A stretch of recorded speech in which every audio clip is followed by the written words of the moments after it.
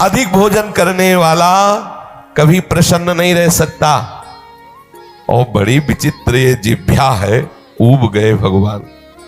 रोज इसे पवाओ, लेकिन रोज नए नए पदार्थ, पेट बढ़ता चला जा रहा है, मांस पेशियां बढ़ती चली जा रही, कब्ज बढ़ती चली जा रही है, और जिह्वा खाते खाते बूढ़ी होने जा रही, फिर भी और खाओ और खाओ, पता नहीं कब तक खाओ खाओ खाओ।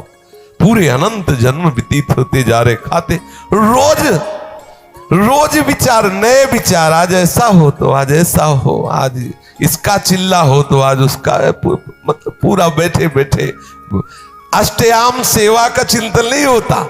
होता है कि आज कौन से कौन पदार्थ पाए जाए। ये रसेंद्री है। भोजन पर साधक ध्यान दे, नहीं तो आनंद का जो विषय, मन की प्रसन्नता है, वो आप नहीं धारण कर पाएंगे। बोले हित परमित भोजी, थोड़ा सरल, स्वाद रहित, स्वास्थ्य वर्धक सतोगुणी भोजन पाया जाए, पर है बहुत कठिन। 2-3 दिन अगर ऐसा उबला पाए तो चौथे दिन वो समोसे में ही ब्रजवासी के जाएगा। वो देखो अब जो कुछ हो 2-4 ले आओ, और फिर वो अरे सब ऐसे ही चलता है। वो मन पूरा उस समय उपदेश दे करके हमें फंसा लेता है। इसलिए साधक अगर मन को सदैव प्रसन्न रखना चाहता है तो भगवत समर्पित मन होने के लिए भोजन में सुधार करे, अच्छा भोजन पाना त्याग दे। अच्छा का तात्पर्य है स्वाद युक्त, चटपटा, ये सब ऐसे सात्विक भोजन पाओ। पूज्य भाई जी से हनुमान प्रसाद पोद्दार जी महाराज साधकों की नियमावली में बनाए थे कि 1 दाल और 1 सब्जी और रोटी और चावल। अगर कढ़ी बनेगी तो दाल हटेगी या सब्जी हटेगी, 2 से अधिक नहीं है, रोटी और चावल, और एक उसकी नियमित संख्या हो जाए। 4 रोटी, अगर चावल है तो इतना, कढ़ी दाल एक बार रखवा लिया, एक बार रख लिया, और बस प्रणाम करके भगवत अर्पित करके उसे, बस ये नियम बहुत काल तक चलना चाहिए। अगर हम 4 रोटी पाते हैं तो 4 ही पाते हैं बहुत दिन तक।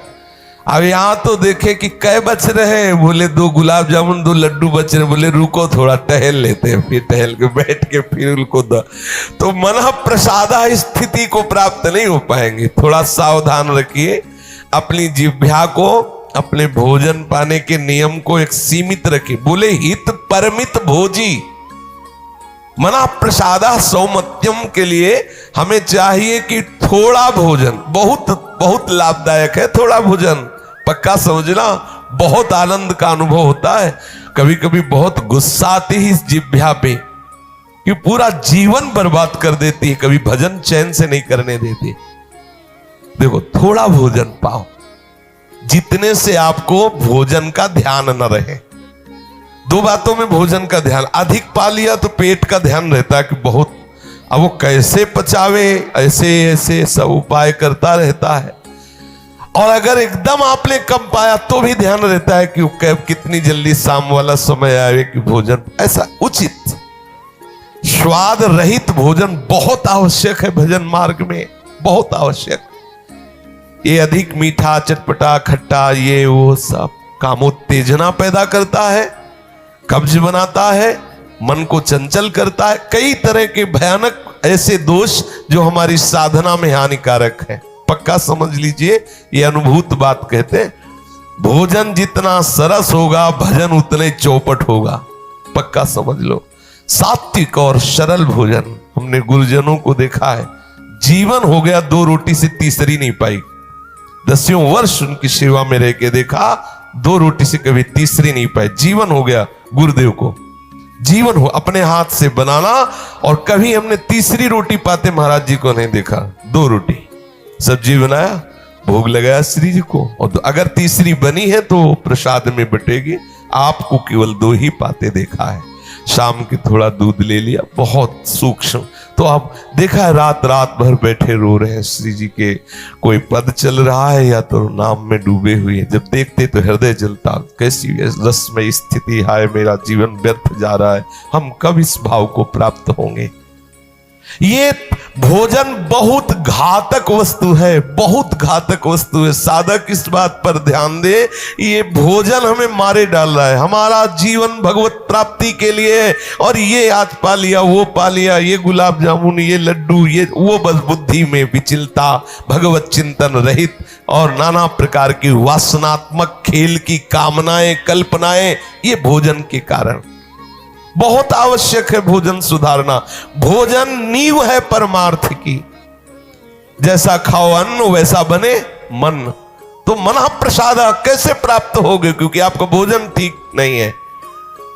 बहुत सावधान, एक नियमावली भोजन की बना लो। प्रार्थना है, कितना भरोगे, ये पता नहीं कौन से ऐसे पदार्थों से बना हुआ कि इसको कभी तृप्ति ही नहीं होती।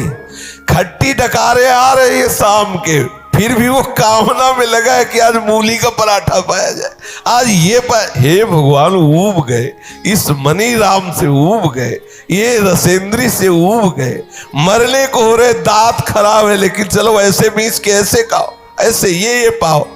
बचो, इस चाल से बचो। भोजन को साधक एक नियमावली बना लो आप, कि मुझे अगर चावल मिलेगा तो महाप्रसाद मिलेगा तो इतना, सब्जी मिलेगी तो इतनी, दाल इतनी, रोटी इतनी, बस एक बार लेना सीखो। ये बार बार परोसना, बार बार रसोई में, ये उनके लिए जो खूब मेहनत करते हैं, गृहस्थी में है। चलो, जैसा विरक्त साधक को या भगवत प्राप्ति के साधक को एक बार थाल में रखवा लेना चाहिए।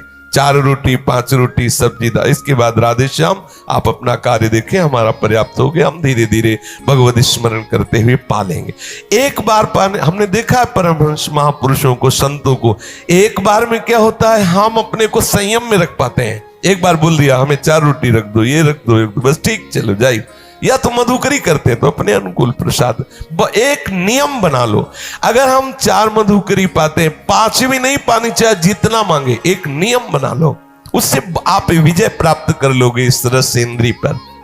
यदि मन को सदैव प्रसन्न रखना है, भगवदाकार रखना है, भगवत चरणारविंद के चिंतन में मगन रखना है, तो हित परमित भोजी, आपका भोजन बहुत ठीक होना चाहिए, नियमित होना चाहिए, परमित होना चाहिए, एक नियमावली के अंतर्गत होना चाहिए। पक्का समझ लो, वो नियमावली कई वर्षों तक बराबर एक जैसी चले। देखो, आपकी एक अवस्था आ जाएगी आनंद की, बड़ा आनंद का विषय है। ये भोजन ही हमें परेशान करता है, भोजन ही हमें विषय की तरफ प्रेरित करता है, भोजन ही हमारे हृदय में क्रोधादि वृत्तियों को जागृत करता है, भोजन ही हमारे अंदर नींद आदि बढ़ाता है। बहुत सात्विक और नियमित परमित भोजन हमें मनः प्रसादा स्थिति में निश्चित प्रतिष्ठित कर देगा।